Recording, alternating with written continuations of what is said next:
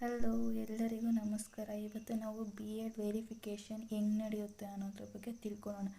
ಅದಕ್ಕೆ ಏನೇನು ಡಾಕ್ಯುಮೆಂಟ್ಸ್ ಬೇಕು, ಅದನ್ನು ಯಾವ ಥರ ಫಾರ್ಮ್ಸ್ ಯಾವ ಥರ ಫಿಲ್ ಮಾಡಬೇಕು, ನಮೂನೆ 1 ಮತ್ತು ಆಕ್ಸಿಲೇಷನ್ 1 ಪೇಪರ್ಸ್ ಇರುತ್ತೆ, ಅದನ್ನ ಯಾವ ಥರ ಫಿಲ್ ಮಾಡಬೇಕು ಅಂತ ನೋಡ್ಕೊಳ್ಳೋಣ. ಇವತ್ತು ವೆರಿಫಿಕೇಷನ್ಗೆ ನನ್ನ ಸಿಸ್ಟರ್ ಜೊತೆಲಿ ನಾನು ಹೋಗಿದ್ದೆ, ಯಾವ ಥರ ಇರುತ್ತೆ ಅಂತ ನೋಡೋಣ ಅಂತ.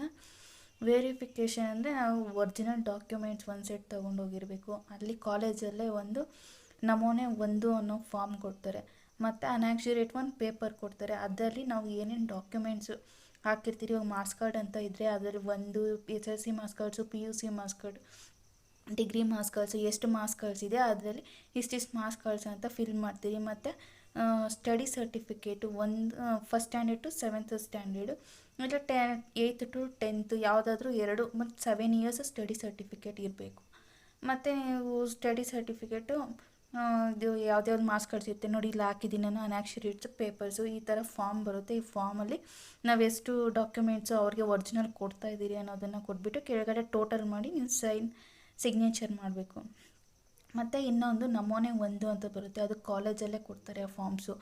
ಆ ಫಾರ್ಮಲ್ಲಿ ನೀವು ಡಿಗ್ರಿ ಮಾರ್ಕ್ಸ್ ಕಾರ್ಡ್ಸಲ್ಲಿ ಎಷ್ಟು ಸ್ಕೋರ್ ಮಾಡಿದ್ದೀರಾ ಅನ್ನೋದು, ಅಂತ ಪ್ರತಿಯೊಂದು ಮಾರ್ಕ್ಸ್ ಕಾರ್ಡಲ್ಲಿ ಪಿನ್ ಟು ಪಿನ್ ನೀವು ಎಷ್ಟು ಸಬ್ಜೆಕ್ಟ್, ಇವಾಗ 8 ಸಬ್ಜೆಕ್ಟ್ ಇರುತ್ತೆ, ಒಂದೊಂದು 7 ಸಬ್ಜೆಕ್ಟ್ಸ್ ಇರುತ್ತೆ, ಟೋಟಲ್ ಮಾರ್ಕ್ಸ್ ಯಾವ ಥರ ಬಂದಿದೆ ಅದನ್ನು ಹಾಕಬೇಕು. ನಾನು ಹಾಕಿದ್ದೀನಿ, ಬಟ್ ಬ್ಲರ್ರಾಗಿ ಹಾಕಿದ್ದೀನಿ, ಯಾಕಂದರೆ ಅದು ನನ್ನ ಸಿಸ್ಟರ್ ಫಾರ್ಮ್ ಆಗಿರೋದ್ರಿಂದ ಆ ಥರ ಬ್ಲರ್ರಾಗಿದೆ. ಅದು ಕಾಲೇಜಲ್ಲೇ ಕೊಡ್ತಾರೆ, ಕಾಲೇಜಲ್ಲೇ ಕೇಳಬೇಕು ಆ ಫಾರ್ಮು ನಮೂನೆ 1 ಅಂತ. ಅದರಲ್ಲಿ ನಾವು ಫಸ್ಟ್ ಸೆಮ್ಮಲ್ಲಿ ಎಷ್ಟು ಮಾರ್ಕ್ಸು, ಸೆಕೆಂಡ್ ಸೆಮ್ಮಲ್ಲಿ ಎಷ್ಟು ಮಾರ್ಕ್ಸು, ಈ ಥರ ಫಸ್ಟ್ 6th ನಿಮ್ಗೆ ಎಷ್ಟು ಸೆಮ್ಮಲ್ಲಿ ಮಾರ್ಕ್ಸ್ ಇದೆಯೋ ಆ ಮಾರ್ಕ್ಸ್ ಎಲ್ಲ ಫಿಲ್ ಮಾಡಿ